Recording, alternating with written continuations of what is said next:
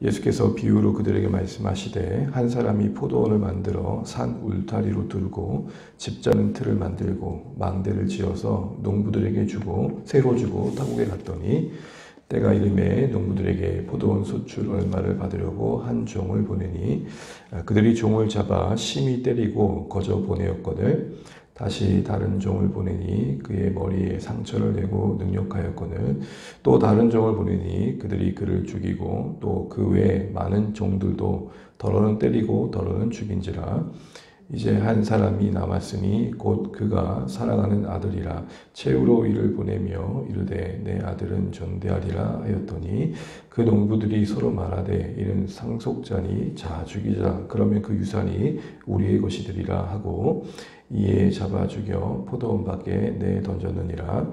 포도원 주인이 어떻게 하겠느냐 와서 그 농부들을 진멸하고 포도원을 다른 사람들에게 주리라. 너희가 성경의 건축자들이 버린 돌이 모퉁이의 머릿돌이 되었나니 이것은 주로 말미암아 된 것이요 우리 눈이 놀랍도다 함을 읽어보지도 못하였느냐 하시니라. 찍습니다.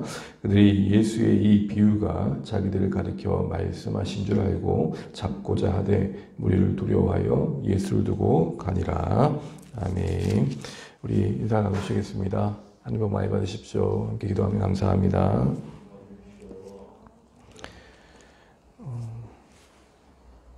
오늘 본문의 말씀은 어제 살펴봤던 그 비유의 내용인데요. 이어서 말씀을 좀 갖도록 하겠습니다. 권위에 대한 질문으로 어제 내용을 시작했었죠. 성전에서 행하신 일들로 인해서 대제사장들과 서기관들과 그리고 장로들은 예수님에게 도대체 당신은 어떤 권위를 가지고 그런 일을 했느냐 묻죠. 성전의 최고 관리자였던 그들의 입장에서는 당황스럽기도 하고 이해가 되지 않았을 겁니다. 그 질문에 질문을 응대하시면서 그럼 내가 하나 더 묻겠다. 그 질문에 답하는 것에 따라 나도 답하겠다 하시면서 요한의 세례에 대해 너는 어떻게 생각하느냐 묻으시죠. 사실 그들은 요한을 인정하지 않았기 때문에 그 질문은 그들을 난감하게 했을 것입니다. 결국 어제 봤던 것처럼 그들은 이래도 저래도 자신들이 원하는 목적을 이룰 수 없게 되니까 결국은 모르겠습니다 라고 말합니다. 모르는 게 아니라 계산된 대답이었던 것이죠. 이들의 모습을 보면서 참 우리가 일상의 대화 속에서 좀 진실해야 되지 않을까 싶은 생각을 해보게 되었습니다. 그러면서 이 모르쇠의 일관 속에 있는 그들에게 예수님은 간접적으로 답을 하시듯 악한 농부의 비유를 이어가십니다. 그 비유의 내용은 우리가 어제 살펴봤던 것처럼 한 주인이 포도원을 만들 때 아주 최적의 환경으로 포도를 만들죠. 그래서 밭만 만든 게 아니라 그 밭에 울타리를 치고 망대를 올리고 그 집틀에 그 열매를 짤 수 있는 그런 환경들도 만들어 줍니다. 그렇게 해서 농부들에게 위탁을 하고 타국으로 갔다라는 것입니다.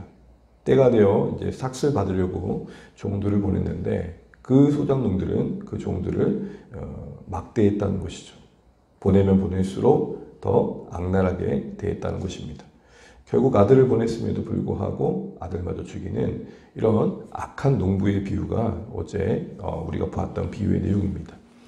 이 비유의 결론은 결국 하시고자 싶은 말씀은 이런 농부들에 대해서 주인은 어떻게 하는 게 마땅하겠느냐는 거였습니다. 그게 가장 중요한 결론이었죠. 그 결론은 듣는 그들이 스스로 내려야 했고 사실은 그 결론이 되는 진멸은 그들을 향한 하나님의 메시지였던 것이죠. 너희들이 자꾸 이렇게 종교 지도자들로서 맡겨진 이스라엘에 대하여 위탁받은 자가 아닌 주인 노릇을 하다 보면 너희들의 그 완악함은 결국 너희들이 심판하게 될 것이다. 정작 너희들이 권위를 묻는데 내가 하나님의 그 아들의 권위로 너희 앞에 떡하니 서서도 그걸 인정하지 않는다면 너희도 정말 심각한 거다. 이렇게 말하는 거죠. 이들이 어느 정도 신박하냐면 여러분 7절 말씀 잠깐 보실까요? 7절 한번 읽어보겠습니다. 그 농부들이 서로 말하되 이는 상속자니 자 죽이자 그러면 그 유산이 우리 것이 되리라 하고 여기서 상속자인 아들을 죽이면 곧장 그 농장이 자기들의 것 될 것을 확신합니다. 여러분 그 아들이 죽었을 때에 그 소유가 자신들의 것이 된다고 확신은 그 아들의 부친의 죽음을 전제로 한 거죠. 너만 죽으면 돼. 이런 상황은 아버지가 부재한 것을 전제로 한 겁니다. 여기서의 주인은 하나님을 상징했었습니다. 여기서 우리가 볼 수 있는 은연중에 이들 밑바닥에 깔려 있는 것은 어제도 살펴봤던 것처럼 하나님이 말은 계신다고 하는데 실제적으로 그 존재가 부정된 불신앙을 갖고 있었음을 보여줍니다. 유대인들처럼 이스라엘 백성들처럼 하나님을 그 입술로 고백하는 그 민족이 있을까요? 그 제사와 제의로 예배로 하나님의 살아계심을 고백하는 자들이 있을까요? 그런데 실상은 하나님을 부정하는 듯한 모습으로 삶을 판단하고 세상을 이해할 수 있다는 것입니다. 그 중심의 그 완고함의 핵심은 뭐였습니까? 자신들이 주인 노릇을 하려는 거였죠. 확고한 자신들이 주인 노릇하려는 그 마음들이 하나님의 겉됨을 부정하며 결국은 소위 심판을 자초하게 되더라는 겁니다. 사실 어제 비유의 내용은 우리가 읽은 오늘 비유의 내용은 그게 핵심입니다. 그런데 가만히 보게 되면 그것만 있지 않습니다. 여러분 심판이라고 한다면 진멸이라고 한다면 그 모든 걸 다 끝내셔야 됩니다. 그리고 주인의 입장에서는 그 포도원이 정너미가 떨어지지 않을까요? 능력자였다면 이거 다 헐고 다시 만들어도 될 겁니다. 그런데 오늘 간간히 비춰지는 모습들 속에서 우리는 또 다른 모습을 봅니다. 소위 심판 중에 긍휼을 베푸시는 하나님. 심판 가운데 하나님은 여전히 구원의 의지를 가지시고 그 일을 이루시는 열심과 또 그 일을 이뤄내고 마시는 승리로 하나님께서는 일에 가심을 우리에게 또한 보여주시더라는 겁니다. 심판으로 끝내지 않으신다는 겁니다. 여러분 우리가 말하는 기독교가 말하는 종말도 사실은 말은 더 끝이라고 말하고 같지만 그 끝은 또 다른 시작. 그런 점에서 오늘 본문을 다시 한번 보게 되면 보이는 것들이 있습니다. 그게 뭡니까? 무엇보다도 여러분 앞서 권위에 대한 질문에 제대로 된 답을 하지 않았다는 것은 더 이상 대화를 이어갈 필요가 없는 것입니다. 그런데 예수님은 포도원이란 이 포도원의 농부의 비유를 통해서 그 거부하고 있는 자들에게 다시 생각할 여지를 주십니다. 다시 생각할 기회를 주십니다. 그런 대화를 주고받다 보면 또 상대방이 참 계산적이다라는 게 확인이 되면 우리는 인간적으로 좀 정남이가 떨어진다. 내가 저런 사람하고 대화도 하지 말아야지. 이런 생각을 하게 됩니다. 그런데 오늘 예수님은 그 종교 지도자들의 속마음을 다 아시면서도 그 계산된 태도를 다 알고 계시면서도 비유를 통해 스스로를 돌아볼 수 있는 기회를 주십니다. 또한 이어서 오늘 본문의 비유의 내용 속에도 보게 되면 여러분 제가 이해가 안 되는 게 뭐냐면 한두 번도 아니고 왜 이렇게 종들을 보낼까? 여러분 만약 이 포도원 주인이라고 생각해 보시죠. 종들을 한두 번 보냈으면서 세 번까지 보낸다 칠게요. 한두 번은 심하게 때리고 세 번은 결국은 죽게 했잖아요. 그러면 세 번째 종이 죽었다는 소식을 들었을 때에 그 다음은 군대를 보내야 되는 거 아닙니까? 여러분은 군대를 안 보내시겠습니까? 저 같으면 군대를 보내겠습니다. 아니 이것들이 하면서 말이죠. 이런 배은망당한 것들이. 근데 결국은 끝내 종들을 세 번 정도 보낸 게 아니라 여러 차례 보내시죠. 여러분 여기서 우리는 하나님의 마음을 보셔야 됩니다. 끝없이 기회를 주신 하나님. 종들을 보내신 이 비유의 내용은 구약에서 끊임없이 하나님께서 주의 백성들 가운데 돌이키기 위해 보냈던 선지자들을 뜻합니다. 우리 이 말씀을 조금 더 이해하기 위해서 한 구절을 볼 텐데요. 예레미야 7장을 보시겠습니다. 예레미야 7장 25절입니다.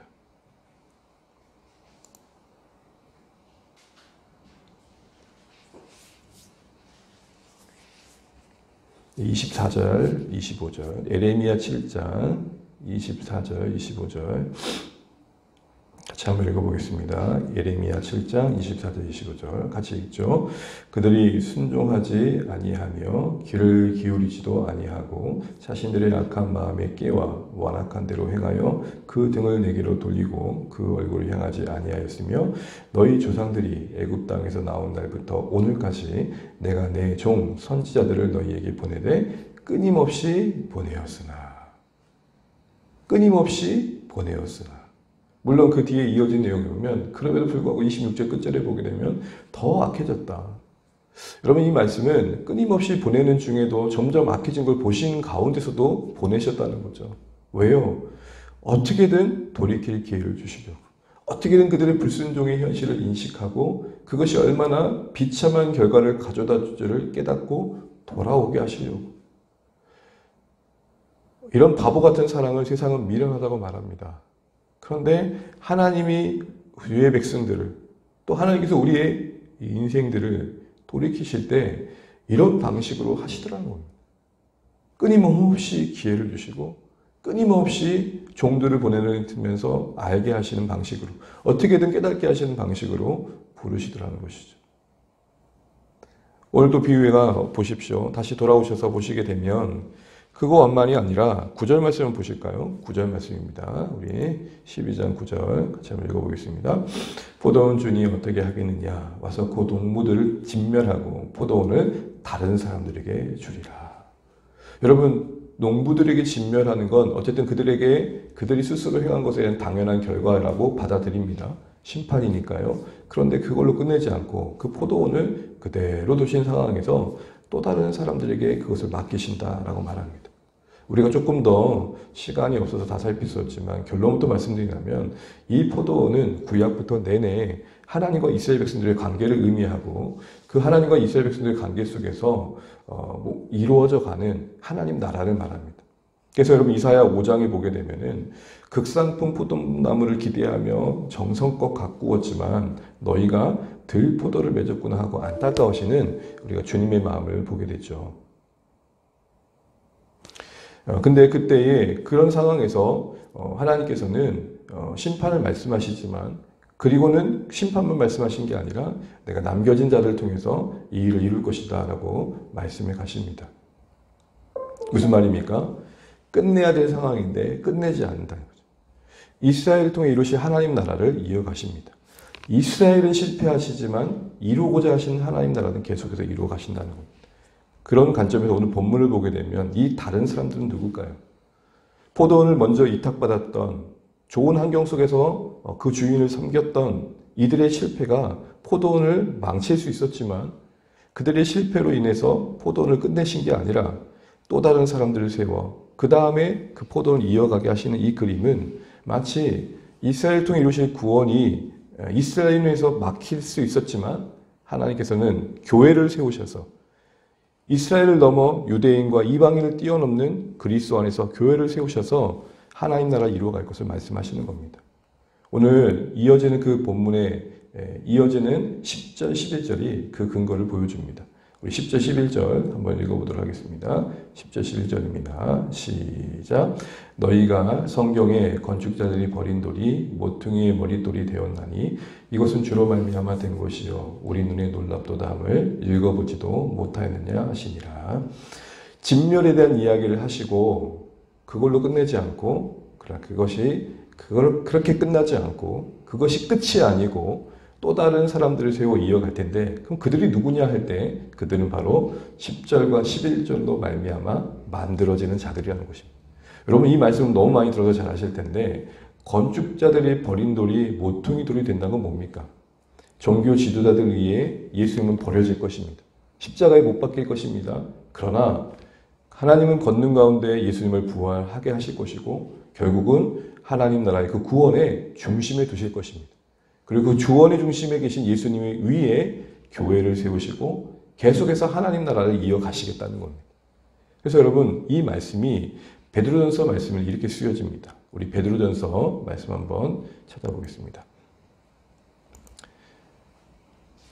베드로전서 2장 4절에서 7절까지 한번 읽어보겠습니다.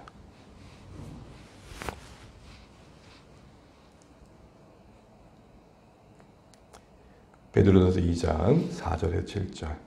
오늘 말씀 조금 더 이해하기 위해 한번 읽어보겠습니다. 시작. 사람에게는 버림바가 되었으나 하나님께는 택하심을 입은 보배로운 산돌이신 예수께 나아가 너희도 산돌같이 신령한 지역으로 세워지고 예수 그리스도로 말미암아 하나님이 기쁘게 받으실 신령한 제사를 드릴 거룩한 제사장이 될지니라. 성경에 기록되었을 때 보라 내가 택한 보배로운 모퉁이들을 시온에 두노니 그를 믿는 자는 부끄러움을 당하지 아니하리라 하였으니 그러므로 믿는 너희에게는 보배이나 믿지 아니한 자에게는 건축자들이 버린 그 돌이 모퉁이의 머릿돌이 되고. 아멘. 이 베드로서서 통해서 베드로 사도도 말하는 건 뭐냐면 사람들은 예수님을 버렸다. 그런데 하나님은 능력과 주권 가운데 그분을 모퉁이 돌로 세우셔서, 모퉁이 돌은 건축의 주요 돌이잖아요. 기초가 되어주고 방향을 잡잖아요. 그래서 세울 집이 있을 텐데 그게 바로 너희다. 그게 바로 너희다. 이 말은 한마디로 구원자이신 예수님을 기초로 세워가실 교회를 말합니다. 자, 그러면 다시 돌아오셔서 오늘 이 포도원에서 결국은 진멸로 농부들을 끝내시는 것을 끝내시지 않고 다시 또 다른 사람들을 세워가신다. 이 또 다른 사람들은 바로 교회를 말하는 거죠. 교회를 통해서 하나님 나라가 이스라엘에 머물지 않고 계속해서 확장될 것을 말씀하십니다. 우리는 여기서 무엇을 보게 됩니까? 우리는 실패하지만, 이스라엘은 실패하지만 하나님의 미쁘심은 실패하지 않으신다. 여러분, 우리는 이것을 분명히 해야 됩니다. 이 하나님의 신실하심. 이 말씀을 로마서에서는 이렇게 말합니다. 제가 로마서 3장 3절 말씀을 읽어보겠습니다. 어떤 자들이 믿지 아니하였으면 어찌하리요? 그 믿지 아니함이 하나님의 미쁘심을 패하겠느냐?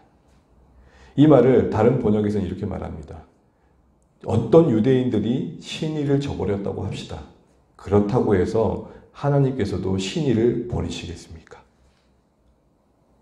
여러분, 우리가 한국교회를 참 안타까워합니다. 속상한 모습을 우리가 보고 가슴 아파합니다. 그래도 다시 한번 하나님의 말씀에 비춰 한국교회를 보게 되면 우리 교회에 안타까운 모습이 있지만 그래도 우리가 소망을 갖는 것은 하나님 나라는 실패하지 않는다는 것. 역사상에서 오고 갔던 많은 교회들이 무너지기도 했습니다. 그 교회들이 안타깝게 문을 닫기도 했고요. 지금 우리가 성경에서 보았던 교회들은 사실은 존재조차 하지 않습니다. 그 시대, 그때 쓰임받고 역사 속에서 사라졌죠. 그러나 하나님 나라는 끝나지 않고 계속되고 있습니다. 마치 우리가 악한 농부가 되어서 하나님께서 맡기신 그 시기에 그때에 포도원을 제대로 관리하지 못한 연약함과 넘어짐이 있을 수 있습니다. 그러나 하나님은 그 나라를 포기하지 않으십니다. 우리가 한국교회를 향해서 개탄스러운 마음에, 속상한 마음에 이런저런 말을 할 수 있지만 그래도 다시 한번 소망을 갖는 것은 우리에게 그 나라를 맡기신 건 맞지만 그 나라가 우리 손에 달려있지 않다는 것에 소망을 가지시기를 주님의 이름으로 축복합니다. 이 땅의 교회의 대표적인 교회들의 어그러진 모습들, 무너진 모습 속에 이래가지고 한국교회가 어떻게 되노라는 걱정스러운 마음은 이해가 되지만 또한 세상의 손가락질과 또 이 세상의 악함과 근본적으로 하나님을 대적하는 인간들의 못된 모습들이 마치 하나님 나라를 발목 잡는 듯 하지만 그래서 교회가 걸려 넘어지기도 하지만 여러분, 하나님 나라는 망하지 않습니다.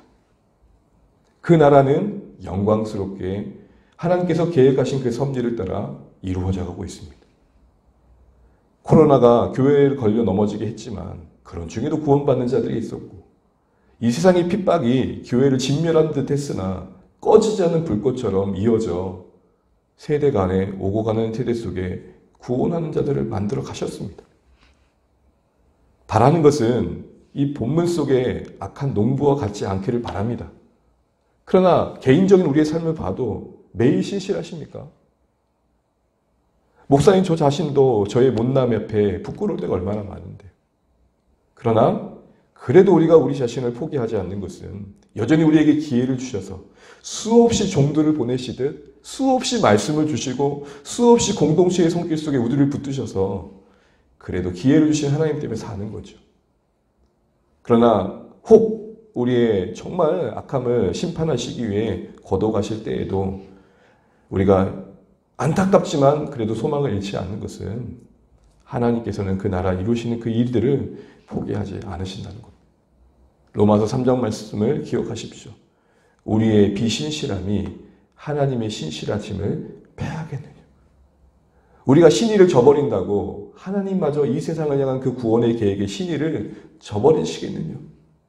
그러니 이 땅의 그리스도인들은 절망 중에, 애가 중에 소망을 노래할 수 있어야 되는 거예요.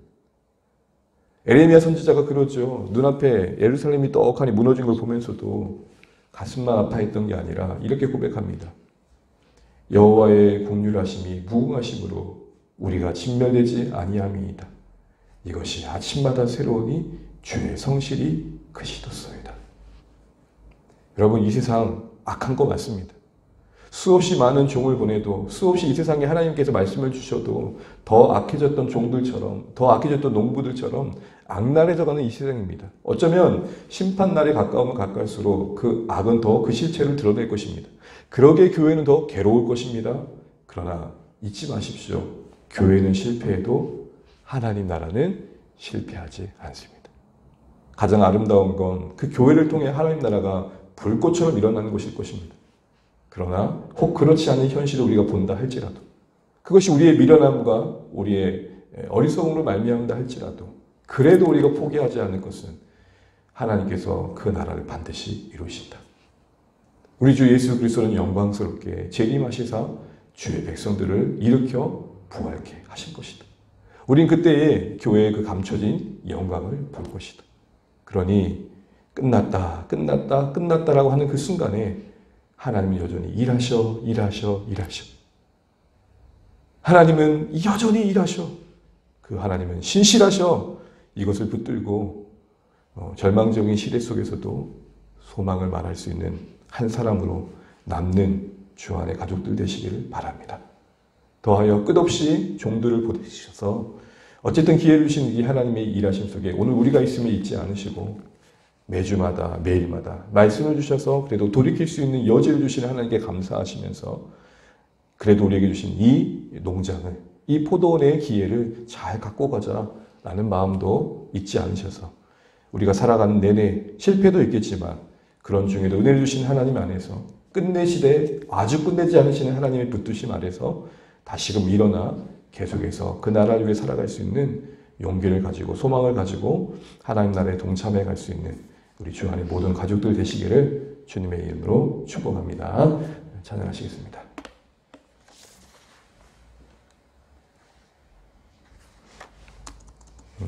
제 컴퓨터가 목통이 되어버렸네요.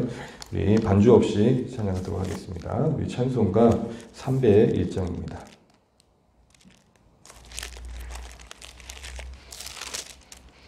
찬송가 301장 찬양 드리겠습니다. 지금까지 지내온 것 주의 크신 은혜라 한이 없는 주의 사랑 어찌 이루 말하랴 자나깨나 주의 손이 항상 살펴주시고 모든 일을 주 안에서 형통하게 하시네. 몸도 맘도 연약하나 쓰임받아 살았네. 물 붓듯이 부으시는 주의 은혜 족하다. 사랑 없는 거리에 나 험한 산길에 맬 때 주의 손을 굳게 잡고 찬송하며 가리라.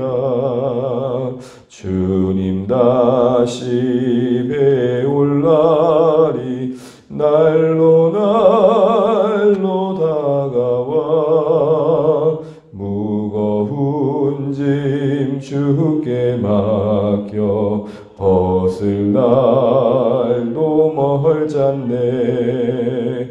나를 위해 예비하신 고향집에 돌아가 아버지의 품 안에서 영원토록 3절 1절만 다시 할까요?